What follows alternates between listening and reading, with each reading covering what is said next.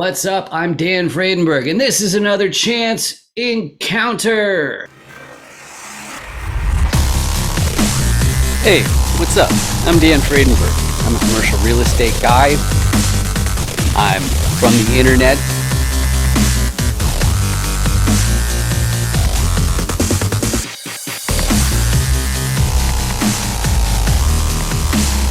Power lines are kind of close. What's up again? This is Dan Fredenberg.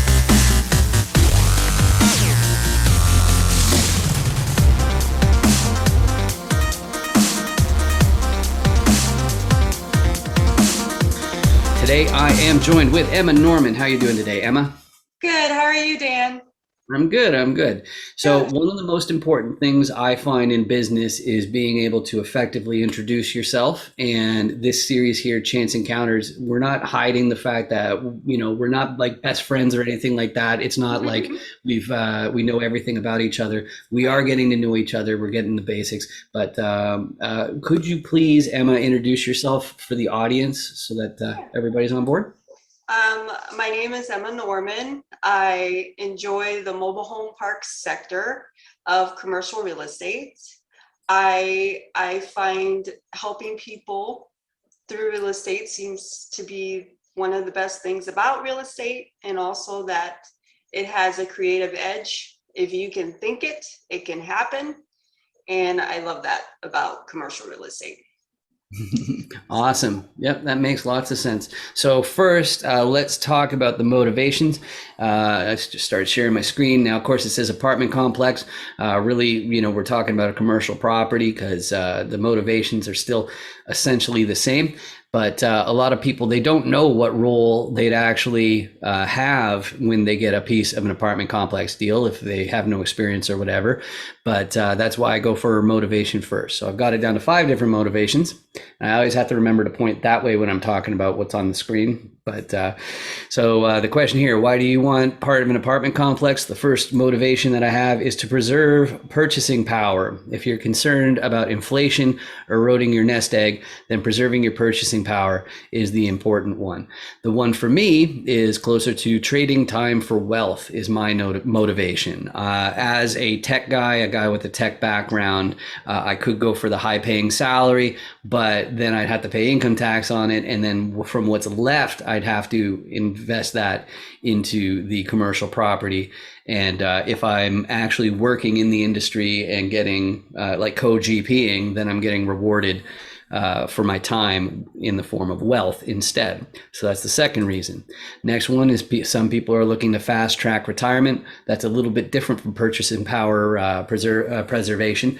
This one is like at least you do have some capital to work with, but you believe that you can get educated and at least do better than you do at the banks, which isn't that much of a challenge.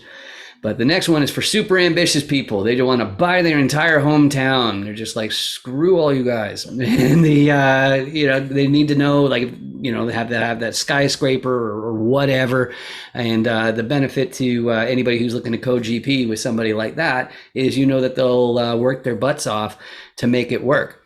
And the last motivation I have, it's some sort of irrational need to help tenants. In other words, there's some sector of society that you want to help them out, and that is more important to you than getting every little cent of profit or wealth accumulation in your portfolio. So those are the 5 reasons that I was able to come up with for why somebody wants part of of a commercial deal. So which of those resonate with you most closely?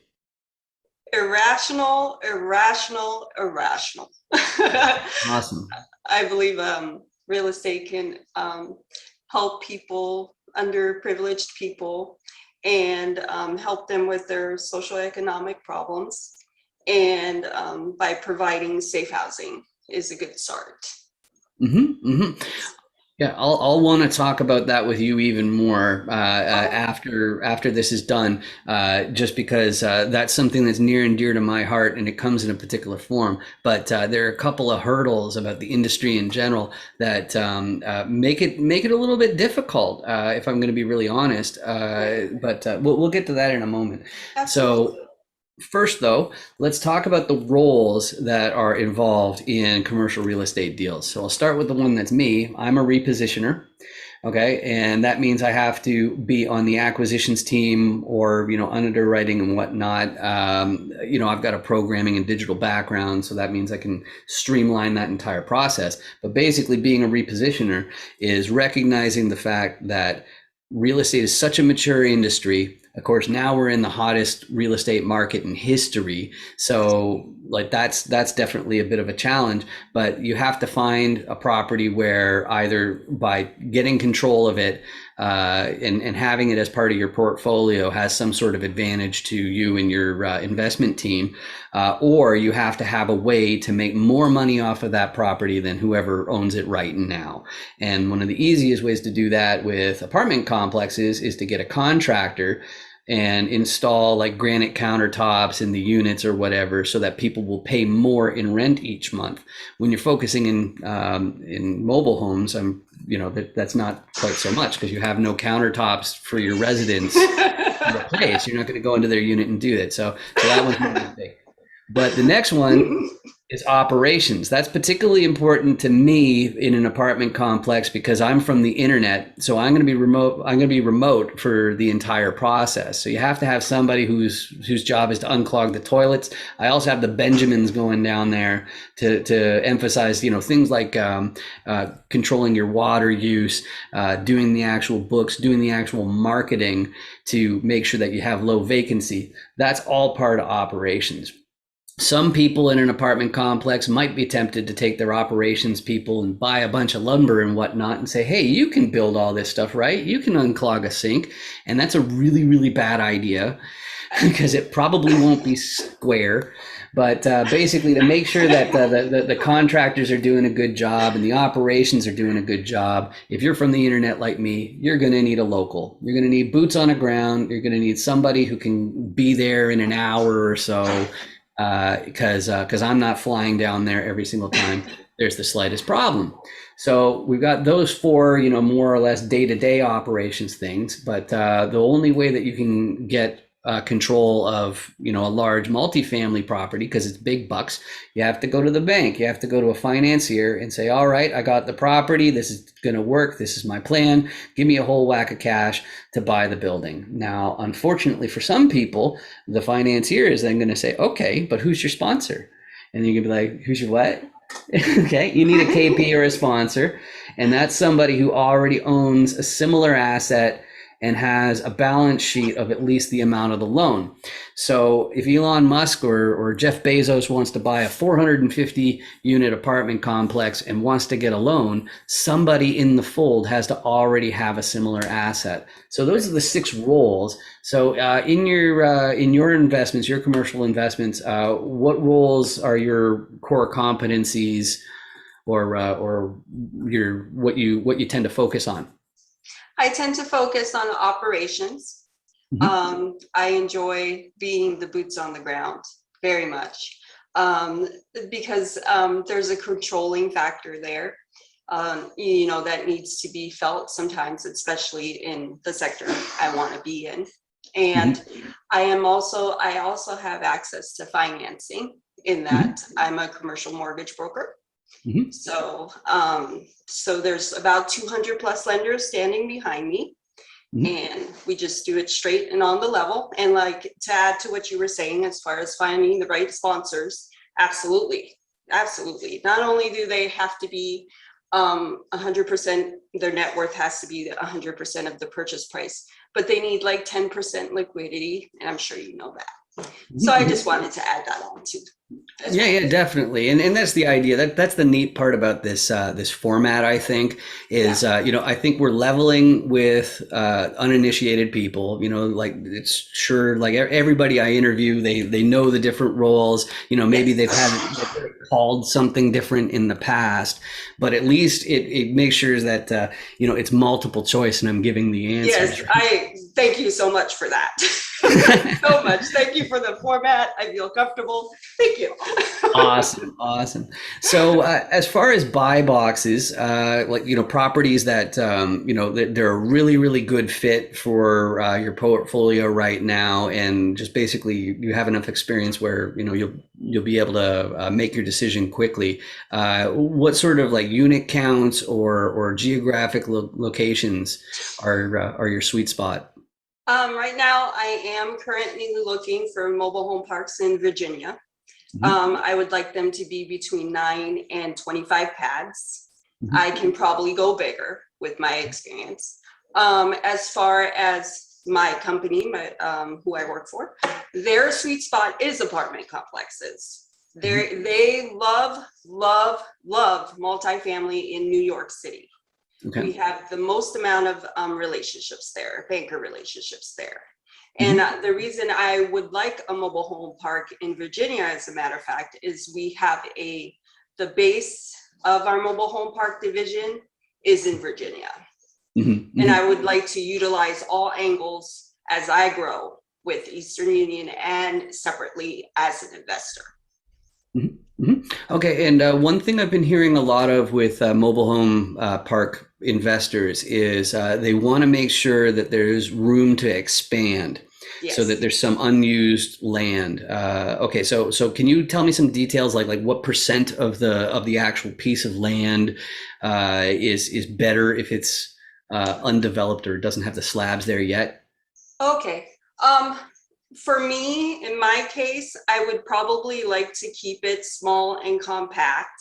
So Mhm, just a quarter acre would probably add 3 to 6 pads for mhm, myself. mhm, I don't know about other people, what they would feel comfortable mhm, doing. But my idea is that as I level up, I can grow, get more comfortable with bigger and bigger parks and bigger slabs of land. Let's put it mhm. that acreage. So Awesome. yeah. Awesome. Okay. And the next question I usually ask is, can you describe, you get bonus points if like can somehow allude to the rules on the die, but without messing with the SEC rules either, and I'll stop you if you do. Okay. I It's, appreciate it. yeah, right. It's like, I don't know if you heard this before, but yeah, if you get nailed by the SEC, you actually have to put a disclaimer at the bottom of all your emails and your website saying, I fought the law and the law won, basically. Basically. Right. I feel like I could wear that on my neck everywhere I go right Oh my now. goodness. Yeah. So like I can't think of anything that would be more devastating to your business than that. So that's why it's so important to be careful about it. But can you describe the person that you can help more than anybody else in this industry? So whether it's How finding more specific can we properties or get here? How specific can we get? okay, well, so the thing that's illegal as far as the SEC goes is you can't entice investors. Okay, Okay. what like that makes it pretty difficult to say anything about that. You can say that people who are interested in education or whatever, I've got a neat little thing because of my tech background that I can advertise directly to investors by saying I'll help you build your funnel for your lead generation and for your outreach, making sure you've got an automated system for staying in touch with them and creating content or whatever. And Right. because I'm not actually asking them to invest in a particular deal or property, that's okay. Okay, Okay. but you can't get people to invest publicly unless you've already filed your 506C Okay. or Reg A. um, I guess my mission, if we're going to go that route, would be Mhm, to help displaced homemakers who have mhm, found themselves in a precarious situation mhm, due to legal battle mhm. between their ex-spouses and would like a safe place to raise their children. Okay, so like a Yes. halfway house sort of. Sort of, yes, Okay, concept. yeah, Yes, I like absolutely. that. I like Yes. that. I like that. And like that's a good philanthropic thing for anybody who's paying attention. And earlier, if you recall, I was saying that I want to go back to that irrational need part. Yeah. The problem that I really like mobile home parks just because I think that there's not enough going on in the economy right now to support a lot of the things that are still going on. I think things are still a little bit too normal right now, and they're Mhm. not in check with reality with the pandemic and whatnot. So, I think a lot of people are going to be downsizing, and I Yes. think they're going to be downsizing to mobile homes. And one of the things that I didn't wear this on my sleeve at all when it came to my 366 topics that I released on YouTube in 366 days. Part of it was called "Figure It Out" because I was figuring something out, and part of Okay. it was the ethics of being a real estate investor. Okay, Hmm. because there is a certain, okay, so all land ownership, if you go far enough back, it's either finders keepers or king of the castle. One of the Right. two, right? Like somebody wound up dead, or at least the government is saying like, okay, well, anybody who wants to do There's also anything the people here. that run away. Just Yeah, yeah, right. defect. Yeah. So one of the things that I think is really important, just because, like in Figure It Out in the expert interviews, I kept on focusing on how do you get to your dream job? I have a dream job interview series, and I say, how do you get to where you are if you have no friends, family, or cash? Right. And that is that's something that's near and dear to my heart because I've seen in Taiwan, I've seen it where race is not an issue because 99% of the population is Han Chinese. So if somebody's having like if a group of people are having regular problems due to poverty, it's due to poverty. It has Right. nothing to do with like an uneven Any playing other field. social constructs? Yes. Right. So that's something I'm really sensitive to, and so of course, when the economy is bad, it makes sense to like invest in the least expensive type of housing. Hmm. But the problem is, if we're really itching for profits, that basically means you're even squeezing the guys at the bottom, and Right. and ethically, that's not great. Okay, Nope. especially since like just last week, I interviewed one investor who he runs the acquisitions side by the looks of it for a family office with $425 million that they're working with. And right there, like he'll be totally honest about the fact that, those guys get first crack at almost everything, just because they know that it'll be more painless of a of a process to get that closing because they got the money, they got the experience, it's all easy peasy, and it's selling a huge asset super expensive. Right.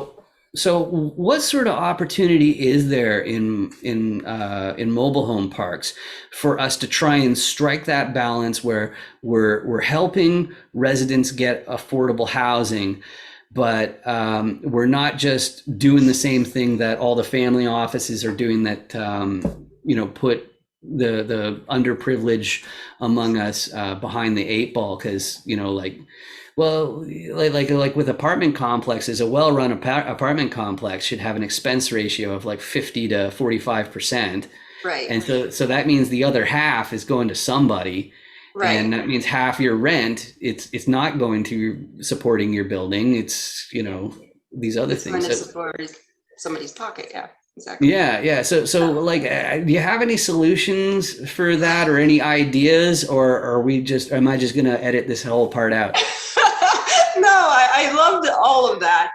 I guess it would start with the very simple principle of not living beyond your means and making Mhm. sure that your means are pretty small, which I'm comfortable with because it is just me. Mhm. And so if I just support me and my daughter who's in Mhm. college, Mhm. my what I need is very small. Mhm. So if I can start with that principle and there's more to give back, which is it is imperative if I Mhm. want this to happen.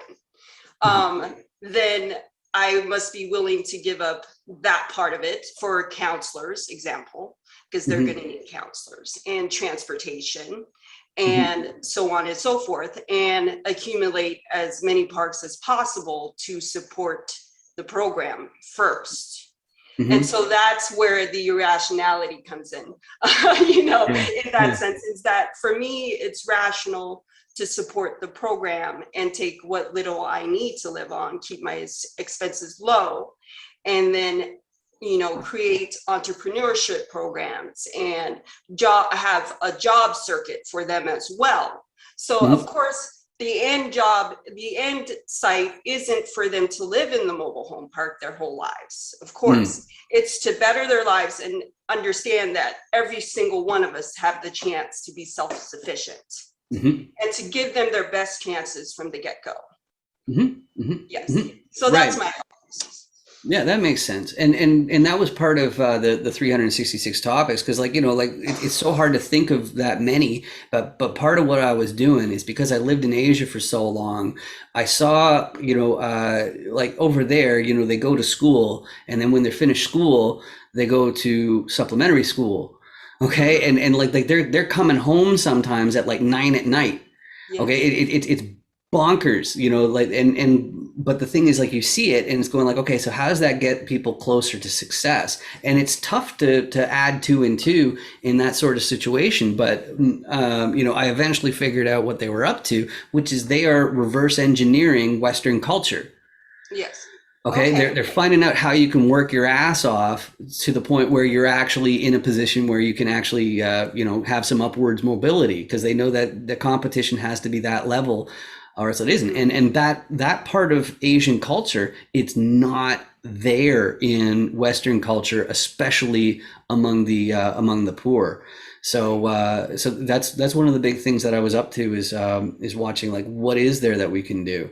So one of the other things that hits me is here we are talking about the value of having cash flowing assets, and how that is actually going to build a permanent buffer for things to go wrong and you just still be kind of okay. And so what's hitting me is if there's some kind of way to do a lease to own sort of thing with the properties, which I know the challenges of that. It means that your acquisitions have to be ramped up at least 5 times as much as without a lease to own option. But I really like that idea of doing more to give people a real chance, because if you don't really get into the numbers, then I don't think you have any options but to have a really bad financial situation. And that's coming from a guy across the board, as not only you have to keep the eye on the numbers and keep things small where you can keep it small, and that's part of the plan. Absolutely part of the plan. As far as fine, I'm so sorry. I'm gonna have to readjust here. As far as finding those numbers, that is part of experimenting, right? And being willing to find more programs and get involved in government programs. And I've come across many sponsors and clients who have done that. They have absolutely made it their priority to know about all of these things for the sake of not only themselves, but their tenants as well. So that's part of it. And they tend to be my mentors as well. So. So the only other thing that comes to my mind is I know that a lot of people in the acquisitions space, they're using Filipino virtual assistants, or basically people out in Asia.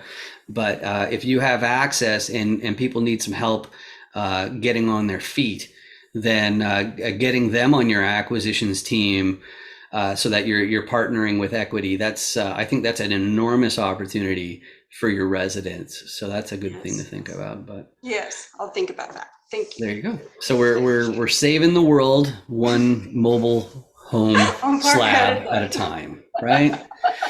So, that's a good idea. All right. So thank you so much, Emma, for coming out today. The best way to reach out to you and get a hold of you. I know you have your LinkedIn. Do you have something else that's better than that, or is LinkedIn the best? Yes, actually, probably Facebook is good too, that Facebook Messenger.